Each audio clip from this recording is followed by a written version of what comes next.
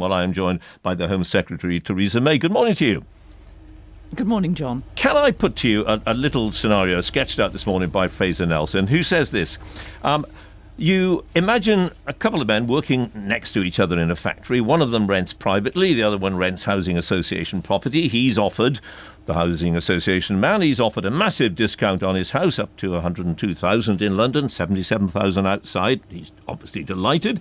It's more than he'd be able to save in a decade. But his workmate would be gutted and thinking to himself, I played by the rules. I finished school, never claimed a day's dole, had the temerity to rent privately, and for that reason I'm excluded from Cameron's bonanza. Note to self, never vote Tory again.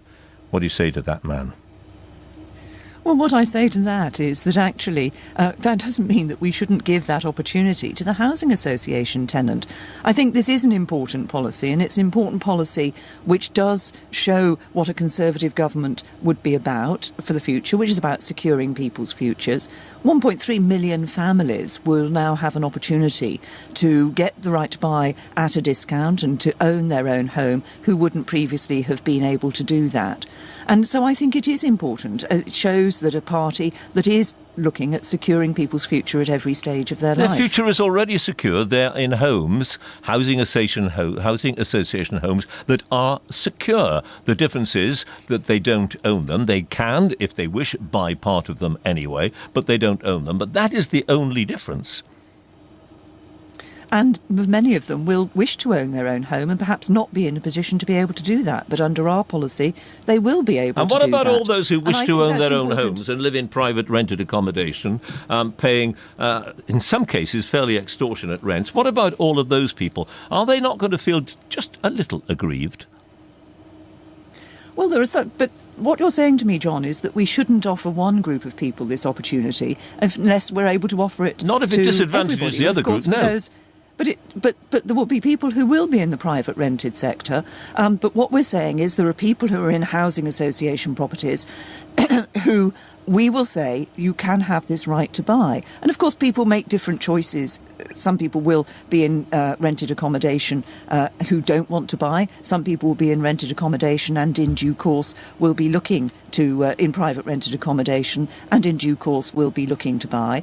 But of course, what we're also doing as a party is ensuring that we're helping people to get on that housing ladder through, for example, the Help to Buy scheme that we've brought forward. So we've brought forward a number of ways in which we're saying to people that as a party, as a Conservative party, we do believe in helping you to get that foot on the housing ladder, to be able to own your own home. Yeah. I think lots of people do want to do that, and so that is why we are doing this. Yeah, but the other way you could help those people, of course, is by building more affordable homes. And the amount of money that this is going to cost, 5.8 billion is a Conservative estimate, 20 billion is perhaps, some say, a more realistic estimate. You could build literally hundreds of thousands of affordable homes for the amount of money you're spending on this.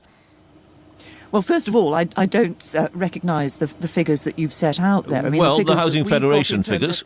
Well, yes, I think they've made an assumption about the number about all homes actually being sold immediately. Everybody exercising the right to buy immediately. What do you think the cost is then? As we know in practical terms, that's unlikely to happen. So what do you think the cost is?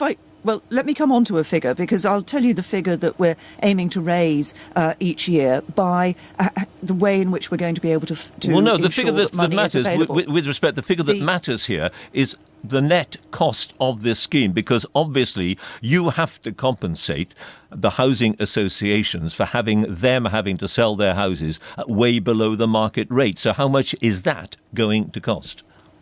The way we are compensating those housing associations is by saying to local authorities that we think they should sell their most expensive housing stock. That is ensuring that money will then be provided from that for them to be able to provide affordable homes. You talked just now, the other point you made just now was about the number of affordable homes, but that will enable those local authorities to buy affordable homes, providing homes for families, and also it will enable this money to be available for compensation to housing associations. It'll be a derisory sum. We're talking at something like £4.5 billion a year, but it also enables something else to happen. You simply can't make that calculation, can you? No, how do you know? It enables something else to happen, which is it enables also some money to be available for a brownfield regeneration fund. And as I said, you just talked a few minutes ago about the whole one of the problems with this being the lack of affordable homes for the future if this policy goes through. Actually, through the sale of those more expensive homes by local authorities, that not only enables them to buy more affordable homes and potentially actually increase the number of homes that are available, the number of families that are being housed, but the brownfield regeneration fund will also give them an opportunity to free up land to put through some changes that are necessary so land is available for housing. And our calculation is that over 5 years that would lead to the building of 400,000 extra homes. The problem and with also that, the housing association tenant gets the right to buy and the opportunity to own their own home. So more people in houses, more people owning their own homes. The problem with that promise is that we can look at the record, can't we? What you told us was that receipts from council houses that were sold would be used to build a new one. Since the discounts were raised in April 2012, so we're talking just about 3 years ago, more than 26,000 homes have been sold. Big success, you might say. How many new homes have been built to replace them? 2,700. Hardly a proud record, is it? Well, what we're going to do in relation to the sales of the local authority homes, we're going to put this policy into primary legislation. There will be an incentive there. They will be required to sell these more expensive properties. Obviously, we will be consulting on the detail of that, whether the thresholds are set at regional level, how those thresholds are going to be set. But that will be, the policy will be in primary legislation. I think that will give an incentive. So it'll force you to keep the promise sales that you didn't keep last time. That's what you're saying, is it? No, what I'm saying is that this policy is a policy that is actually going to benefit people. It will ensure that we will see, I think as a result of this policy, what we're going to see is more people housed and more people able to own their own home. And I think that's a benefit. And it's about a Conservative Party manifesto and a Conservative Party in government that is on the side of working people and that actually says we want to secure people's futures at every stage of their life. I'm wondering whether that manifesto will tell us what has not so far been vouchsafed to us, and that is how you are going to raise the extra £8 billion a year that you have pledged, note, for the NHS in England by 2020 if you win. We still don't know where that money's coming from, do we? Well, you're right that we've made that commitment, John. We have pledged that we will be spending £8 billion more extra on the National Health Service by 2020. We've given that commitment because of the importance of the NHS. Where's the money coming from? We know why you've done it. You've told us that. Where's the money coming from? Well, John, if you just wait for the response I'm going to give you, because it's important to set out why we've made that commitment. Yes, but we've made that commitment because of the importance of the NHS, and we made that commitment in 2010 as well. Again, because we recognise the importance of the NHS. And where is the money going to come from? And at that point, in 2010, we were clear. We didn't set out that it would come from this department or that department or from this particular piece of the budget. And of course, looking ahead to 2020, nobody's going to set the government's budget in detail for 2025 so can I years paraphrase? in advance. You don't know. But no. What I would say is this, John. If you look at the track record over the last 5 years, as I say, in 2010 we committed that real terms increase in funding in the NHS every year. We have delivered on that. We've delivered on that at the same time as we've been reducing the deficit as a percentage of GDP. So you hope you'll be able to pull off the same trick again. That's what you're saying.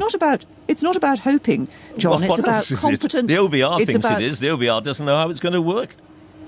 It's about competent government that actually delivers. We've delivered over the last 5 years when at the same time we've been reducing the deficit and making difficult decisions. But our balanced plan for the future ensures that we will be able to provide this funding at the same time as continuing to reduce the deficit. And if you just look at a very good example, this current financial year, we've already said we'll put £2 billion extra into the National Health Service. We're doing that through good management of government. You only get that good management with a Conservative government, not with a Labour government. All right, let's ask you about the nasty party, a phrase that you very famously coined a few years ago, the Conservatives being the nasty party, time to end it, you said. Well, now it's back again, isn't it? We got Michael Fallon accusing Ed Miliband of stabbing his brother in the back and planning to do the same to the country.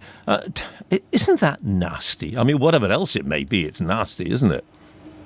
Well, John, can I first of all, I'm sorry to have to do this to you, but pull you up on your comment that I called the party the nasty party. Actually, I didn't.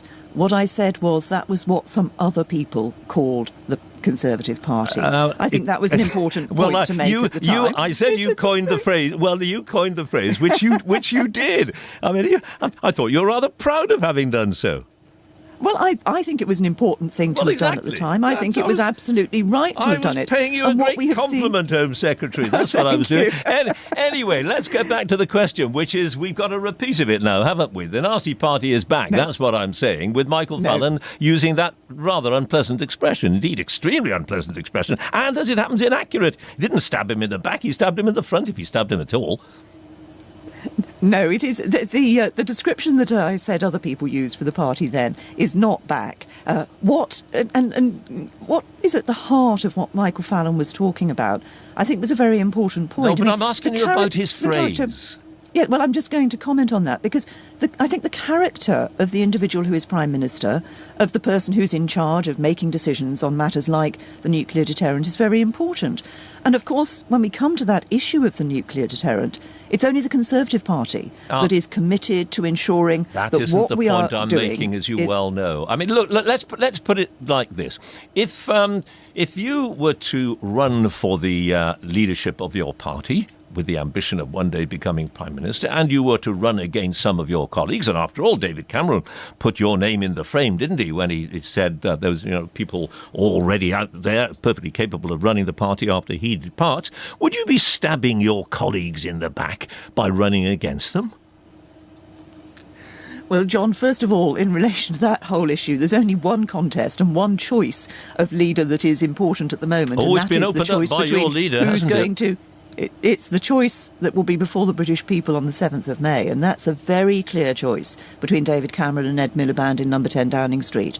And it's a very clear choice between a Conservative government that would build on the success we have had with our long-term economic plan. We've seen the growth, our economic growth last year, greater than any other country in the G7. We need to build on that because the job is not yet done. We mustn't throw away all the good that's been done by going back to the same with Labour. Well, let's stay very briefly, a final thought, with the thought of Theresa May as Prime Minister one day, because we now have the possibility of a woman President of the United States. What do you make of that?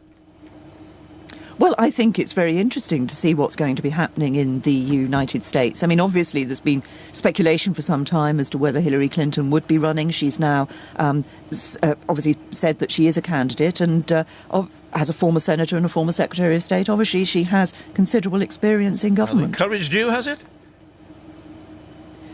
John, I've been very clear. There's only one contest in the UK that matters, and that's the one on the 7th of May.